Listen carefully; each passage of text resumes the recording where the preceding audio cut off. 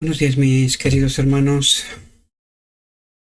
Hoy vamos a tratar de entender una reflexión que tiene como título El misterio del pecado. Una reflexión donde Dios trata de explicarnos qué ocurrió, cómo apareció el pecado en un universo perfecto. Y dice, tú querubín grande, protector, yo te puse en el santo monte de Dios. Perfecto eras en todos tus caminos desde el día que fuiste creado hasta que se halló en ti maldad.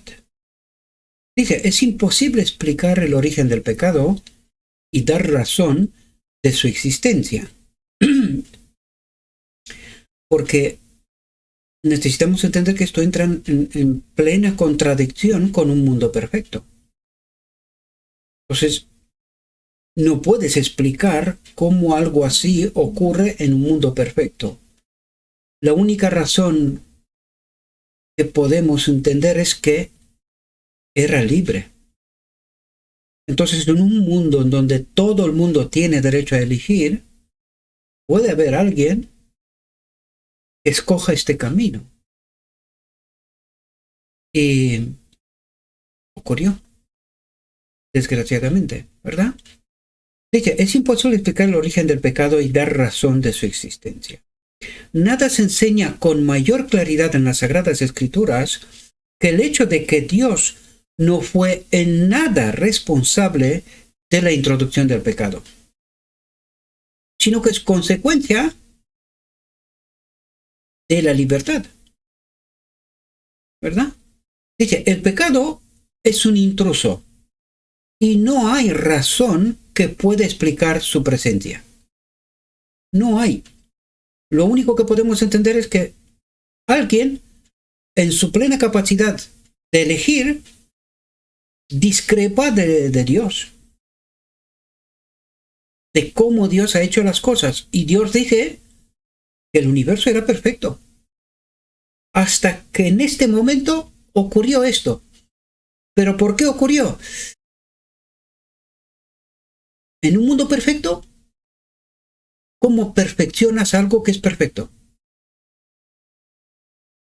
No puedes, ¿verdad? Dije, el pecado es un intruso y no hay razón que pueda explicar su presencia. Es algo misterioso e inexplicable. Excusarlo equivaldría a defenderlo, pero es que no puedes defender el pecado sin tocar lo que es la esencia de Dios. Porque si Dios creó todo perfecto,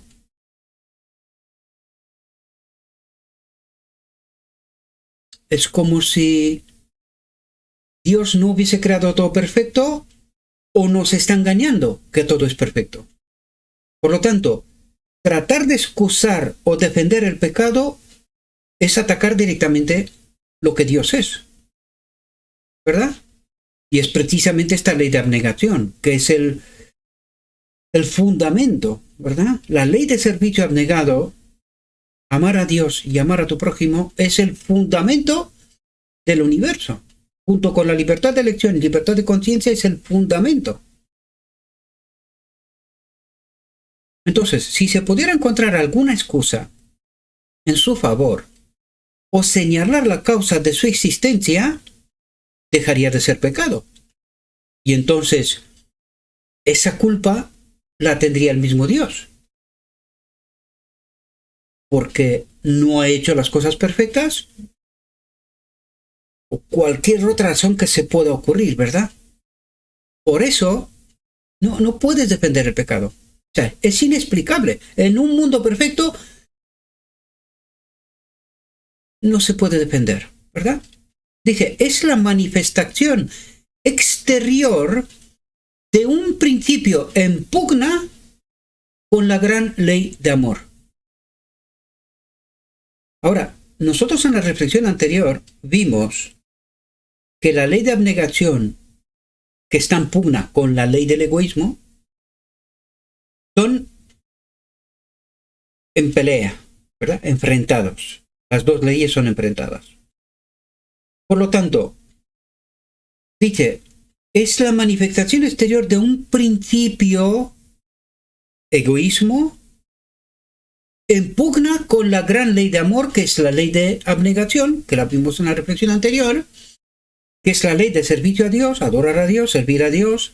Eso significa adorar.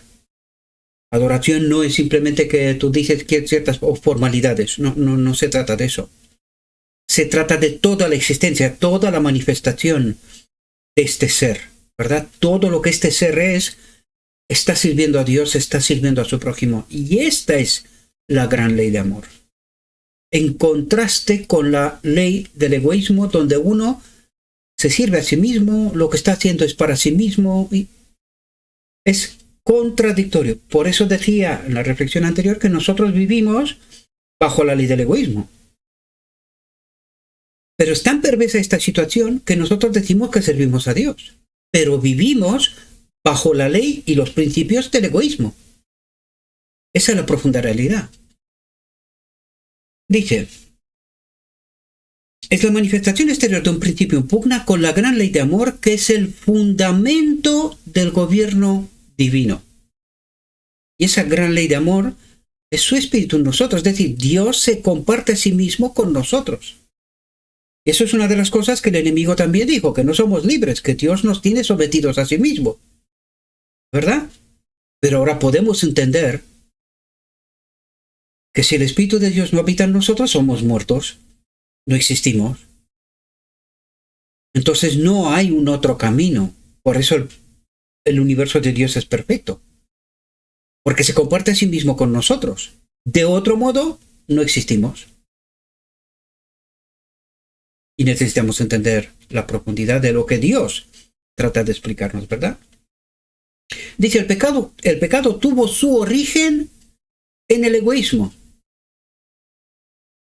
Lucifer dejó de servir y empezó a mirarse a sí mismo, a servirse a sí mismo. Esta es la ley del egoísmo. ¿Y cómo vivimos nosotros en este mundo? Exactamente así. Y vamos a la iglesia, luego decimos, nosotros somos el pueblo de Dios. ¿Puede haber algo más perverso? Espero que podamos darnos cuenta de esta realidad, ¿verdad? Dice Lucifer, el querubín protector, deseó ser el primero en el cielo. Pero sí ya era el primero. Lo que él quería es ser como Dios, ¿verdad? Dice, trató de dominar a los seres celestiales, apartándolos de su creador y granjearse su homenaje. Necesitamos entender esta perversión de que en el momento que dejamos de mirar a Dios, adorar a Dios, servir a Dios, al mirarnos a nosotros mismos, entramos en esta perversión, queridos. Lucifer era el primer ser creado. Tenía todo el homenaje del cielo. Todo el cielo le servía. Cuando Lucifer transmitía lo que recibía de Dios, todo el cielo se ponía en movimiento. Pero él quiso ser como Cristo, como Dios. Y ese fue el problema, ¿verdad? Esta la experimentamos nosotros hoy justamente en el medio de la iglesia. Queremos estar en los primeros lugares, enfrente, que nos vean, que nos escuchen, que nos adoren, ¿verdad? No nos damos cuenta bajo qué ley vivimos y cómo de perversa es en el medio de la iglesia. Dice, así engañó a los ángeles, así sedujo a los hombres, así consiguió que se uniesen con él en su rebelión contra Dios, y la noche de la desgracia se asentó sobre el mundo. El pecado apareció en un universo perfecto. La razón de su principio o desarrollo nunca fue explicada. Y no puede serlo. Aún en el último gran día, cuando el juez se sentará y se abrirán los libros, es decir, aún en el día de la expiación, cuando Dios hará juicio, no habrá ninguna explicación para el pecado. Ni para Lucifer, ni para los ángeles caídos, ni para hombre, todo aquel que ha vivido bajo esa ley del egoísmo. No hay manera de explicarlo. Y nosotros necesitamos entender de por qué Dios dice que al final del tiempo solamente 144.000 serán salvos. Tan poquitos. Claro, porque los demás, en lugar de experimentar la ley de abnegación de servicio a Dios y a su prójimo, escoge mirarse a sí mismo y vivir como el mundo. Por eso Dios dice, el mundo está en la iglesia. Estamos buscando los primeros lugares. Hay que mirar la venida de Jesús y qué le reclaman los fariseos. Los atavios mejores, los primeros lugares, que el mundo les adore. ¿Qué ley es esta? No es la misma ley de Lucifer. No es lo que quería Lucifer.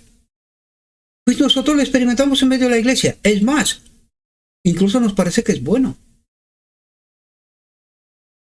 Me parece tremendo, queridos, la perversión de este concepto, ¿verdad? Dicen, aquel día será evidente para todos que no hay, ni nunca hubo, ninguna causa para el pecado, para vivir separado, discrepando del mundo perfecto de Dios, de la voluntad de Dios. Dicen, la condenación final de Satanás y de sus ángeles y de todos los hombres que finalmente se hayan identificado con él como transgresores de la ley de Dios. Toda boca quedará callada. No habrá explicación, no habrá argumento o justificación de por qué vivimos contrario a la voluntad de Dios.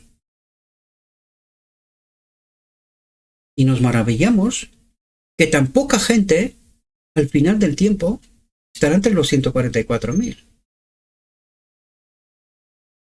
Dice, quedará muda la hueste de la rebelión, desde el primer gran rebelde hasta el último transgresor, cuando se le pregunte por qué ha quebrantado la ley de Dios. ¿Por qué hemos elegido vivir contrario a la voluntad de Dios? Y no habrá explicación ni argumento, queridos. Esto me parece terrible, porque tal como os dije, la perversión de este concepto que está en medio de la iglesia misma, y ni siquiera nos damos cuenta. Por eso Dios no hace ninguna distinción entre el mundo y la iglesia. Por eso Dios, en Apocalipsis 18:4, dice, salid de medio de ellos, pueblo mío. Aquellos que buscan santificarse en la verdad, que tratan de vivir conforme con la voluntad de Dios. Porque todo está contaminado. Todo lo ha contaminado el enemigo. Hasta aquí nuestra reflexión, mis queridos hermanos. Le ruego a nuestro Dios que nos envíe su Espíritu, que nos capacite para poder entender su verdad, su realidad, su perspectiva. Necesitamos entender cuál es nuestra auténtica realidad, mis amados. En muchas ocasiones os he dicho que vivimos una realidad ficticia. Nos está engañando el enemigo y no nos damos cuenta. Os deseo, mis queridos hermanos, que tengáis un próspero día. En todo lo que os he dicho, os lo he dicho en nombre de Cristo Jesús. Amén.